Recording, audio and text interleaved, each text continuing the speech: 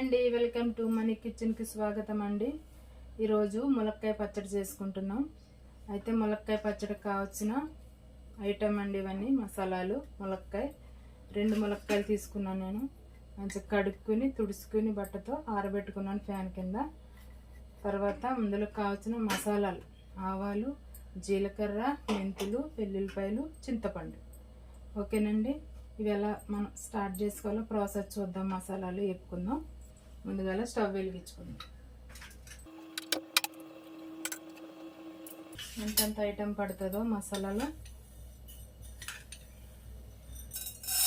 ఆవాలండి 2 స్పూన్లు,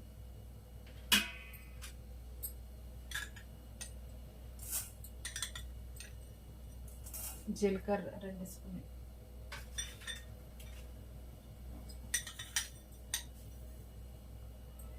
½ స్పూన్ అండి మెంతులు,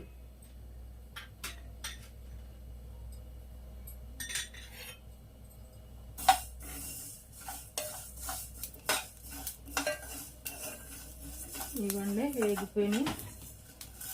చిట్టమని వరకు వేయించుకోవాలి. ఇవి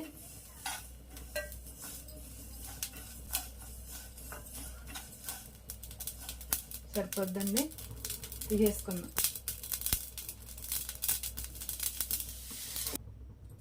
ఇదిగోండి పక్క తీసేసుకున్నాను. ఇవి చల్లారినాక మిక్సీ పట్టుకుందాం. వెల్లుల్లిపాయలు ఒక పెద్ద పాయ తీసుకున్న వెల్లుల్లిపాయలు ఇలా వలిసి పెట్టుకుని ఇది కూడా కచ్చగా పట్టుకోవాలి. ఈ 2 కలిసి నేను మిక్సీ పట్టుకుంటాం. ఇప్పుడు ఆయిల్ వేసుకుందామండి గిన్నెలో. ములక్కాయలు వేపుకొని సరిపడా వేసుకున్నాను. ఇది వేడవనిద్దాం. ఆయిల్ వేడెక్కిపోయింది. ఇప్పుడు ములక్కాయలు వేసుకుందాం. ఇది బాగా కడుక్కుని తుడిచి పెట్టుకోవాలండి, గాలికి ఆరాలి. ఇలా కండకాయ తీసుకోండి, బాగుంటుంది. నూనెలో డీప్ ఫ్రై చేసుకుందాం. స్లో మంట మీదే వేపుకోవాలి, ఎందుకంటే లోపల కూడా ఉడకాలన్నమాట. స్పీడ్గా పెట్టుకుంటే తొందరగా మాడిపోద్ది, పైన కలర్ వచ్చేస్తుంది, లోపల కాలదు. ఒక ఆయిల్లోనే వేసుకుంటున్నాను, నేను తక్కువ ఉన్నాయి కాబట్టి. వేగిపోతాయండి.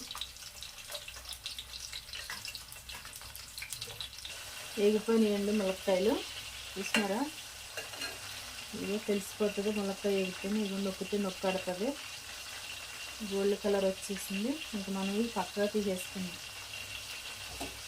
ములక్కాడ పచ్చడికి తీసుకునేటప్పుడు చూసుకొని తీసుకోవాలండి, ఎందుకంటే గింజ పైకి తేలి ఉంటుంది అన్నమాట. కాయకి గొనుపు కింద వచ్చి అలాంటి కాయలు తీసుకోవద్దు, ఎందుకంటే ఇందులో నూనెలో వేయంగానే పగిలిపోయి గింజలన్నీ బయటకు వచ్చేస్తాయి.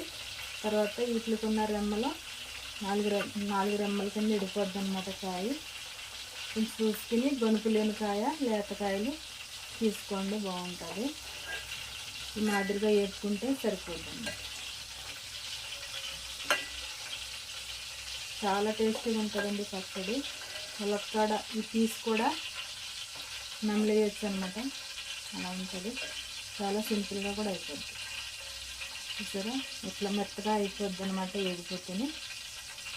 ఓకేనండి, ఇప్పుడు మనం పక్కకు పెట్టేసుకుందాం. వేరే బాగానే పెట్టుకున్నామండి. ఇప్పుడు మనం ఇందులో చింతపండు అండి, ఇదిగో పచ్చళ్ళకి సరిపడా చింతపండు ఇంత పడుతుంది, ఎందుకంటే చింతపండు గ్రేవీతోనే టేస్ట్ వస్తుంది. మనం ఇలా గుప్పుడు పట్టుకుని తీసుకోండి, సరిపోద్ది. నేను ముందుగానే నానబెట్టుకుని ఇట్లా ఇందులో ఉన్న చెత్త అంతా తీసేసి పక్కకు పెట్టుకున్నా. ఇది వడగట్టుకుని మనం ఉడకబెట్టుకోవాలి.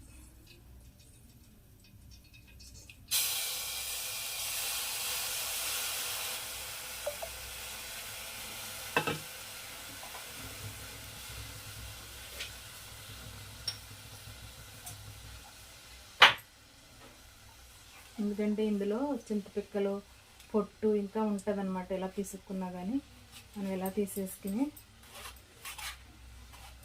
వేసుకున్నామంటే బాగుంటుందని.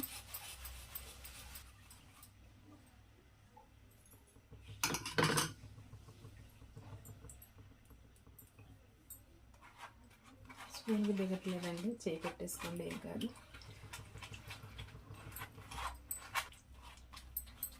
చింతకాయ పొట్టు ఇవన్నీ ఉంటాయండి, ఇవి పళ్ళ కింద తగిలితే బాగుండదు, అందుకని ఇలా వడబెట్టుకుంటే బాగుంటుంది.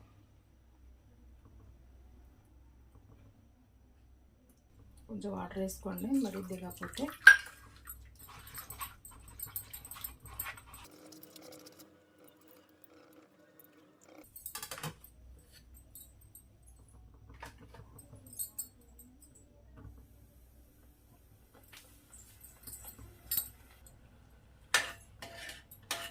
చింతపండు ఇదిగోండి ఉడకాలి, ఇంకా దగ్గరికి వచ్చేదాకా ఇది ఉడకబెడదాం, ఎందుకంటే పాడవకుండా ఉంటుంది అనమాట. చింతపండు బాగా ఉడకబెట్టుకోవాలి, ఇంకా దగ్గరికి రానిద్దాం.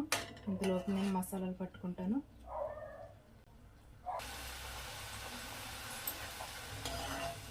చింతపండు ఉడికిపోయింది, చూసారా గట్టిగా అయిపోయింది. ఇది చల్లారి ఇంకా గట్టిగా అవుతుంది.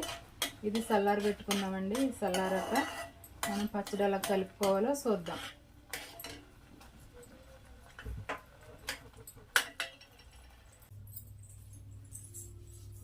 మసాలాలన్నీ రెడీ చేసి పెట్టుకున్నాను. ఇదిగోండి మెంతులు, ఆవాలు, జీలకర్ర పొడి చేసి పెట్టిన. చింతపండు గుజ్జు ఉడకబెట్టుకుంటే ఇలా అయింది. వెల్లుల్లిపాయ పేస్ట్ అండి, కచ్చాబచ్చగా దంచుకోవాలి. అది కారం, ఉప్పు ఎంతెంత పడుతుందో వేస్తూ చూపెడతాను. ములక్కాయలు చల్లగా అయిపోయినాయి. దీంట్లో మనం ఇవన్నీ కలుపుకుందాం.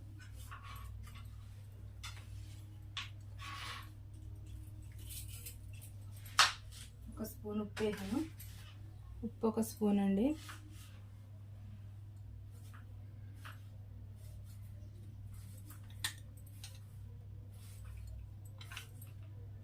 కారం 3 స్పూన్లు వేసిన.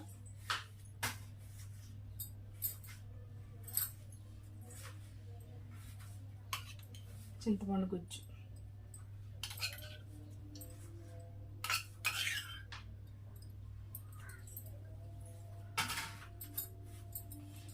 వెల్లుల్లిపాయ పేస్ట్,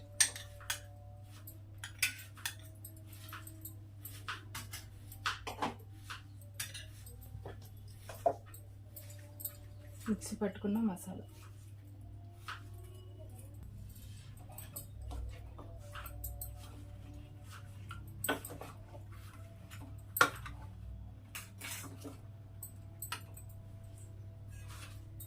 ఇదిగోండి ఆయిల్. ములక్కాయలు వేపుకున్నాను కదా, చల్లగా అయింది ఆయిల్. ఇదే ఆయిల్ ఇందులో వేసుకుంది.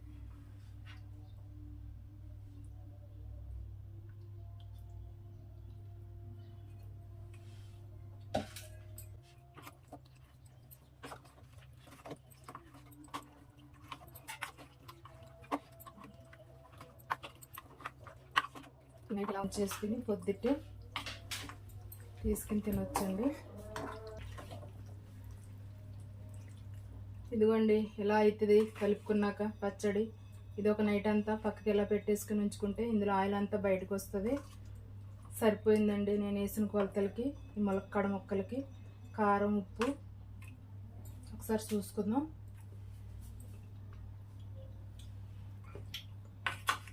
కొలతలు కరెక్ట్గా సరిపోయినాయండి. చాలా చాలా టేస్టీగా ఉంది.